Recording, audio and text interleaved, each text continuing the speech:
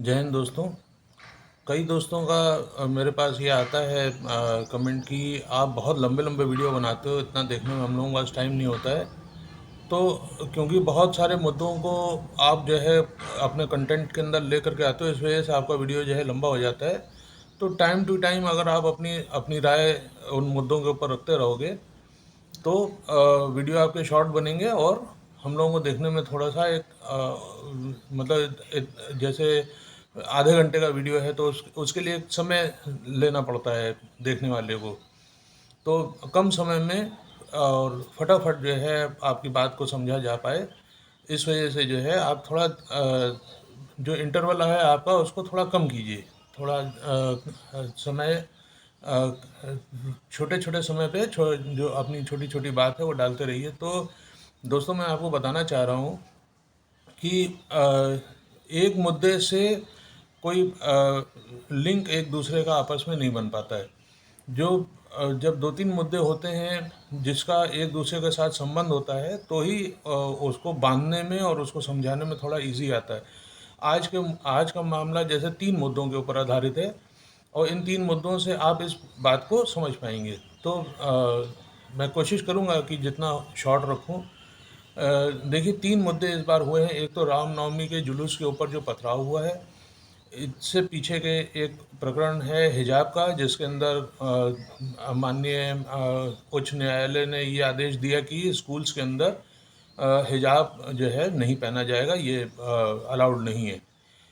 और तीसरा मुद्दा आपका आया है ओवैसी, जो छोटा ओवैसी है, उसने कुछ ऐसा हेट स्पीच दी हुई है जिसके ऊपर हैदराबाद की एक कोर्ट ने, निचली अदालत ने ये फैसला दिया कि इसके अंदर तथ्य जो है वो पूरे नहीं हैं। इसके बिहाफ पे उन्होंने एक किस्म से छोड़ा भी है और एक किस्म से ओवैसी, छोटे ओवैसी को, अकबरुद्दीन ओवैसी, उसको छोड़ा भी है और समझिए नहीं भी छोड़ा है। मतलब जो जज हैं उन्होंने अपने आप को भी सेव करने की कोशिश की है और अकबरुद्दीन को भी उन्होंने सज़ा नहीं की है। तो ये तीन केस आज के मुद्दे हैं जो आपस में इंटरलिंक्ड हैं। देखिए, अकबरुद्दीन केस के अंदर ये कहा जा रहा है कि जो न्यायालय हमको फैसला देगा हम उसको मानेंगे, क्योंकि हम लोग जो है संविधान की इज़्ज़त करते हैं। अभी सीए कानून में भी आपने देखा कि उन्होंने संविधान की कॉपी अपने सीने के साथ लगा करके रखी हुई थी और झंडा उन्होंने जो है, तो ये इन लोगों की एक शरारत है। ये कहा जाए, मैं साफ साफ कहता हूँ क्योंकि तो मुझे किसी से डर है नहीं, तो ये मुसलमानों की जो है ये शरारत है। ये संविधान को तभी मानते हैं जब इनकी मर्ज़ी होती है। जिस तरीके से हिजाब पहनना जो है वो इस्लाम की नज़र में बहुत ज़रूरी चीज़ है। It is a important part of Muslim religion, जबकि ये it is a essential part of Muslim social culture. तो दोनों चीज़ों को इन्होंने जिस तरीके से मिक्स किया और पूरे देश को जो है भटकाया है, जिसके अंदर एक नौजवान की जान तक के चली गई है, तो ये अपने स्तर पे उसको जो है उठाते और गिराते रहते हैं। तो हिजाब के भी केस में आपने देखा कि जहाँ उन लोगों को ठीक से स्क्रूटनाइज किया जाता है तो वो कहते हैं कि मेरी मर्ज़ी, मैं पहनूँ या न मैं ना पहनूँ। तो जहाँ पे मेरी मर्ज़ी आती है वहाँ पे वो essential part of the religion नहीं रह जाता है। जिस तरीके से सरदारों की पगड़ी के ऊपर इन्होंने जो है आवाज़ उठाई कि सरदार अपनी पगड़ी जो है उतार करके स्कूल के अंदर आएंगे। इस तरीके जो बेवकूफ़ी वाली बातें इनको अपने तर्क देने थे, इन्होंने दिए थे। तो हिजाब के केस में जैसे मैंने आपको बतलाया कि इन्होंने कहा कि हम संविधान को नहीं मानेंगे, और यहाँ तक कि जब हाई कोर्ट की रूलिंग आ गई है तो उसके बाद कह रहे हैं हम इसको सुप्रीम कोर्ट में चैलेंज करेंगे। और इधर ये भी देखने वाली बात है कि जो हाई कोर्ट की जज थी जिन्होंने ये फैसला दिया था, उसके ऊपर भी पता नहीं कौन कौन से फतवे और कौन कौन से उनको जो है धमकी कि इसको जान से मार डालेंगे और इसने बहुत गलत काम किया है, मुसलमान जज होने के बावजूद इसने मुसलमानों का पक्ष नहीं लिया है। इस तरीके की बातें जो है जो इन्होंने की हैं, वो उससे ये पता चल रहा है कि संविधान को नहीं मानने वाले हैं। और इधर अकबरुद्दीन वाले जो केस के अंदर इनका कहना है कि हम लोग संविधान से चलने वाले लोग हैं और संविधान ने जो कहा है, वो जो जज ने कहा है, वो फैसला हम लोगों को मान्य है। तो ये आपने इनका दो मुखी, जो ये सांप है, दो दो मुखी इनका अंदाज है, ये आपने परख लिया इसको। अभी दूसरा केस जो है वो रामनवमी का केस है। रामनवमी के केस में भी यही है कि शोभा यात्रा निकाली जा रही है। इस समय आपको मालूम है कि किस तरीके से मैं कह सकता हूँ 700 साल की गुलामी के बाद हिंदू जो है आज़ाद है। आज़ाद इन द सेंस कि नरेंद्र मोदी के शासन में वो अपने आप को एक सुरक्षित महसूस करने लगा है। नरेंद्र मोदी जी का जो शासन पुराना था वो एक हिंदू वेव थी, उसके अंदर जीत गए। लेकिन अगर उन्होंने ठीक काम नहीं किए होते, अगर उन्होंने ऐसे काम किए होते जो देश के विरोध में थे, तो ये दूसरा टर्म उनको नहीं मिल पाता। तो हिंदू के लिए, उनके लिए, क्योंकि वो खुद भी हिंदू हैं और आरएसएस से भी जुड़े हुए हैं, तो हिंदू के लिए उनके मन के अंदर एक सॉफ्ट कॉर्नर होना ये एक लाजमी बात है। तो ये उनके हार्ट के अंदर एक सॉफ्ट कॉर्नर है हिंदू के लिए, लेकिन वो देश के प्रधानमंत्री हैं, वो दूसरे किसी भी और धर्म के साथ ऐसा व्यवहार नहीं रखते हैं जो मतलब एक के साथ अच्छा रखें एक के साथ बुरा रखें, ऐसा नहीं है। हाँ, ये केस मैं मान सकता हूँ कि योगी जी के केस के अंदर कि योगी जी जो है वो बिल्कुल फायर ब्रांड नेता हैं, और मुसलमानों ने जो अपनी औकात दिखाई है, मैं बिल्कुल साफ साफ बिल्कुल मुंह पे उनके तमाचा दे रहा हूँ, उन्होंने जो अपनी औकात दिखाई है कि इतनी सारी सुविधाएं मिलने के बाद भी वहाँ से उन्होंने जो वोटिंग की है, यहाँ तक कि गोरखनाथ मंदिर की तरफ जितने मुसलमान थे जो कहते थे कि बाबा हमारे ये हैं वो हैं, उन्होंने किस तरीके से पीठ में खंजर मारा है ये आप लोगों ने देख लिया। मुख्तार अब्बास नकवी जो हमारे सेंटर के इतने बड़े मिनिस्टर हैं, उनके खुद के परिवार के 9 जने हैं और उनके अपने वोटिंग क्षेत्र से केवल 2 वोट मिले हैं। अब वो 2 वोट उनके खुद के हैं, मतलब उनका खुद का भी उसमें वोट है कि नहीं है, ये भी अभी जो है विचारणीय विषय है कि हो सकता है कि उन्होंने खुद ही ना दिया हो। तो जो ये लोग कहते हैं कि बीजेपी मुस्लिमों की पार्टी नहीं है, तो ये मुस्लिमों की पार्टी मुस्लिमों की वजह से ही नहीं है, जो मुस्लिमों के दुष्कर्म हैं उसकी वजह से ही नहीं है।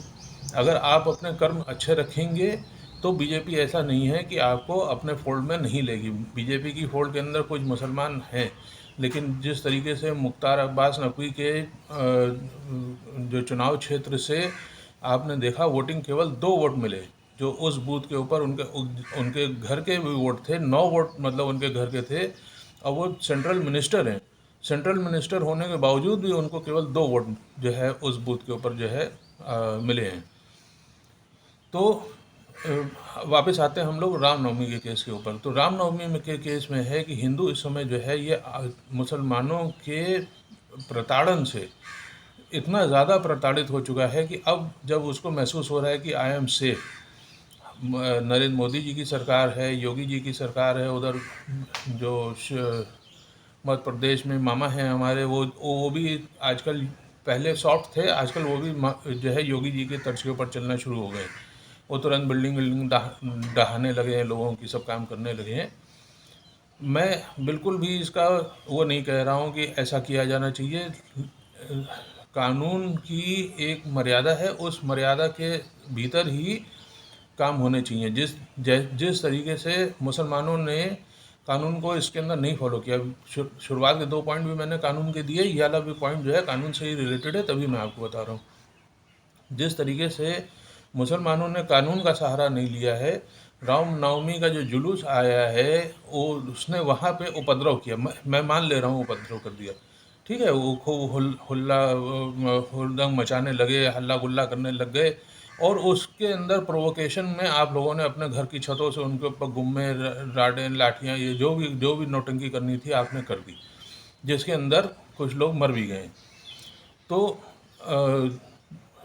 यहाँ पर आपको लॉ, जो आप कहते हैं कि हम लोग संविधान से चलने वाले लोग हैं, आपको उस समय उस चीज़ का फ़ोटो वीडियो ये सब बना करके ट्विटर पे, सोशल मीडिया पे, आपको जो वहाँ का डीएसपी है, जो वहाँ का थाना इंचार्ज है, या जो भी प्रेस के आप लोगों को जानते हैं, उन लोगों तक आप लोगों ने क्यों नहीं फॉरवर्ड किया? आप लोगों को ये अधिकार किसने दे दिया कि आप लोग तुरंत गुम्मेबाजी करने लग जाएं, लोगों की दुकानें जला दें, लोगों के सर फोड़ दें?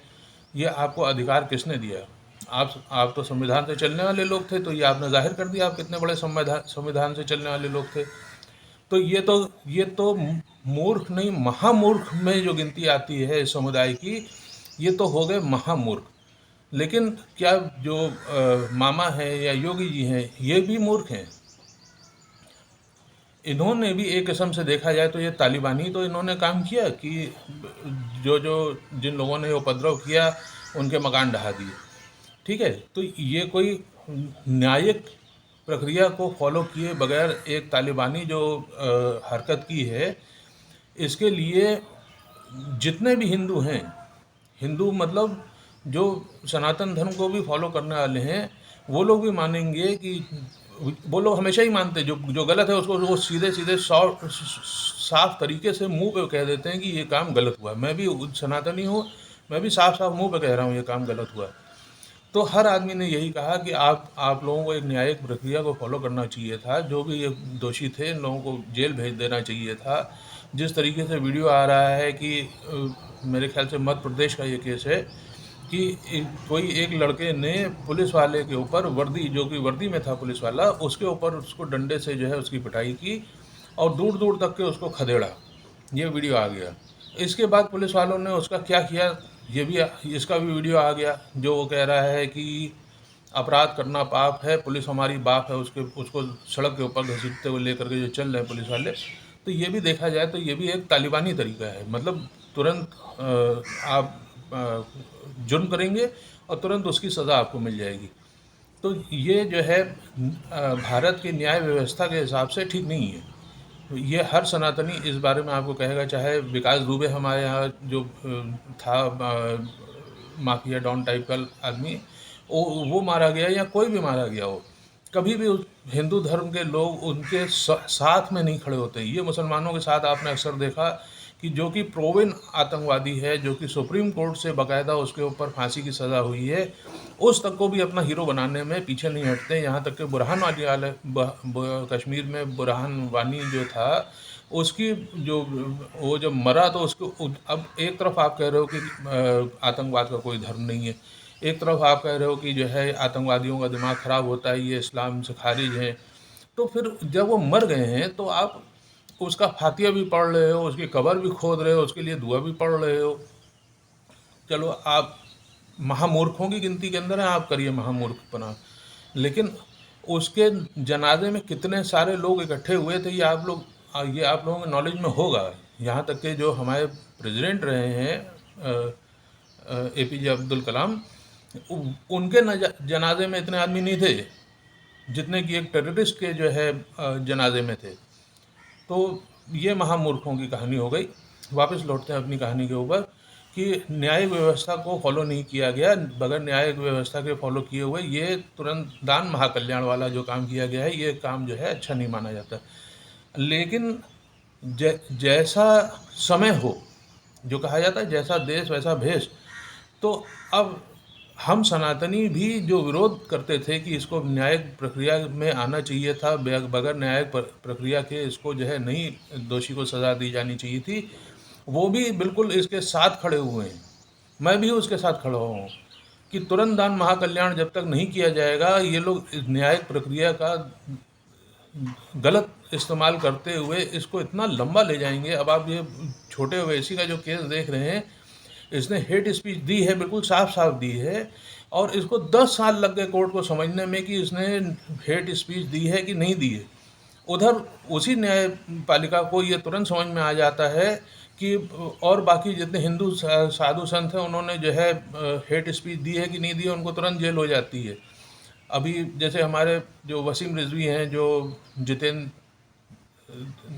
नारायण त्यागी बन गए हैं, हिंदू धर्म उन्होंने अपना लिया है, वो भी आज तक के जेल के अंदर सड़ रहे हैं। तो एक तरफ तो आप खटाखट उनका फैसला करते रहो, एक तरफ आप 10-10 साल तक के उसके फैसले को नहीं समझ, मतलब उस केस को ही नहीं समझ पा रहे हो कि इसके अंदर क्या करना है। जो ऑर्डर दिया है वो कोई बहुत मतलब साफ सुथरा ऑर्डर तो नहीं कहा जा सकता ना कि हाँ हाँ आपने इनको बिल्कुल बरी कर दिया, बरी तो किया नहीं आपने। तो ये 3 किस्से एक दूसरे पे ही आधारित हैं। रामनवमी का जो केस था उसके अंदर मुसलमानों को ये समझना चाहिए था कि अगर वो संविधान से प्यार करते हैं तो उनको ये गुम्मेबाजी नहीं करनी चाहिए थी। हिंदुओं ने जो किया वो 700 साल की जो मैं आपको गुलामी बता रहा हूँ, 500 साल ऑलमोस्ट जो हम लोग मुग़ल के उसमें रहे हैं, 200 साल हम लोग जो है ब्रिटिश के अंडर में रहे हैं। तो इतने साल की गुलामी के बाद अब जब वो गुलामी, और 70 साल भी अगर देखा जाए तो गुलामी ही बीती है। तो अब वो जब वो गुलामी से बाहर आया है तो वो रिजॉइस नहीं करेगा? आप लोग क्या समझते हैं? उसको रिजॉइस का पूरा पूरा हक है। जो रिजॉइस करने का तरीका है वो गलत मैं मान सकता हूँ, लेकिन उसको रिजॉइस करने का पूरा पूरा हक है। आपने राम मंदिर के साथ क्या किया, आपने सीए के साथ क्या किया, आप लोगों ने इतने पाप किए हैं कि ये सब जो छोटी छोटी भी अगर मैं कहता हूँ सज़ाएं दी जा रही हैं कि आपके कुछ तंबू के ऊपर तनात लगा दी गई, किसी के खंबे के ऊपर जो है झंडा लगा दिया गया, तो ये सब अब आपको झेलने का समय है कि आपको झेलना पड़ेगा ही पड़ेगा। बहुत थोड़े में मेरी बात को बहुत ज़्यादा में समझिए। अब आप लोगों को मेन फोल्ड से जुड़ने का बहुत ज़रूरी समय आ गया है। जो आखिरी बात मैं बता रहा हूँ, अभी तक तो मेरे जितने भी वक्तव्य होते हैं उसके अंदर नेगेटिविटी तो मैं बताता ही बताता हूँ, साथ साथ पॉजिटिविटी की भी बात आपको बताता हूँ। तो आखिर में मैं आपको पॉजिटिविटी की एक बात बता रहा हूँ कि भारत सरकार इस समय बहुत काम करने जा रही है, जिसके अंदर सभी समुदायों के जुड़ने की ज़रूरत है। देखिए, 100 की स्पीड से एक्सीलेटर तना हुआ है कि हमारा भारत जो है 100 की स्पीड से भागने के लिए तैयार बैठा हुआ है, और 20% मुसलमान जो है वो ब्रेक दबा के अगर बैठ जाएगा तो ये समझ लिए कि ये स्पीड अचीव नहीं हो पाएगी। तो अब ये सब अपनी बेवकूफ़ियों से आप लोग बाहर आइए। इस बेवकूफ़ी के चलते किसी का भी फ़ायदा नहीं होना है भाई। वो तो अपना एक्सीलेटर ताने हुए हैं, हिंदू और बाकी जितने समुदाय हैं, सिख हैं, पारसी हैं। आप ही लोग केवल अपने आप को मुख्य धारा से अलग लेकर के चल रहे हैं। इसको समझिए, क्योंकि जो इकोनॉमी होती है, ये मैं अपना पर्सनल केस आपको बता रहा हूँ। जो इकोनॉमी होती है वो आदमी को इतना बांध देती है। देखिए, मेरा जो भी व्यापार है उस व्यापार में बहुत सारे मुसलमान जो है इन्वॉल्व हैं काम करने में। कोई लॉजिस्टिक से सपोर्ट से है, कोई उसके मेकिंग में है, कारीगर हैं, कुछ मतलब इस तरीके से देखा जाए तो ऑलमोस्ट 60% मुसलमान हमारे कारोबार के अंदर अपना योगदान देते हैं, तब हमारा कारोबार चलता है। तो ये बीच में एक जो फेस आया कि जिसके अंदर कोरोना वरोना आ गया, हम लोग बहुत समय फालतू रहे, तो ये बहुत सारे व्हाट्सएप के ऊपर आदान प्रदान हुए कि मुसलमान ऐसे, हिंदू वैसे, गुड मॉर्निंग गुड इवनिंग, ये सब मतलब फालतू का समय बिताने के लिए बहुत सारे काम हुए। अब जैसे जैसे गाड़ी ट्रैक के ऊपर आ रही है तो इंसान के पास इस समय इतनी फुर्सत ही नहीं है कि वो ये सोच सके हिंदू क्या, मुसलमान क्या, यूक्रेन में क्या हो रहा है, आपका रशिया में क्या हो रहा है, यूएसए में क्या हो रहा है। वो बेचारा अपनी, भाई आपके सर के ऊपर आपका ग्राहक खड़ा हुआ है। आप अगर कारीगर हैं तो आपके सर के ऊपर इतना काम लदा हुआ है, आप 100 पीस बना सकते हैं, 500 पीस का आपके पास ऑर्डर रखा हुआ है। तो आप पहले उन ऑर्डर की सप्लाई के लिए, या जो ये कस्टमर आपके सर के ऊपर खड़ा हुआ है जो माल मांग रहा है आपसे, तो उसको केटर करने में लगे रहोगे, या इसी में जो ये मुल्ला मौलवी वाले जो आपको टोपी पहना रहे हैं, या हमारे जो भी हमको पगड़ी पहना रहे हैं, इसमें पड़े रहोगे? तो हम लोग इसके अंदर जैसे ही इकोनॉमी, अभी इकोनॉमिक ग्रोथ बहुत तेज़ होने वाली है, इस इकोनॉमिक ग्रोथ के अंदर अगर हम लोग जुड़ जाते हैं तो हम लोगों के दिमाग में वैसे भी ये सब फालतू की बातें नहीं आएंगी। तो इस जो विकास की स्पीड आने वाली है, इसके अंदर अपना भागी बनिए, इसमें रोड़ा ना बनिए। जय हिंद।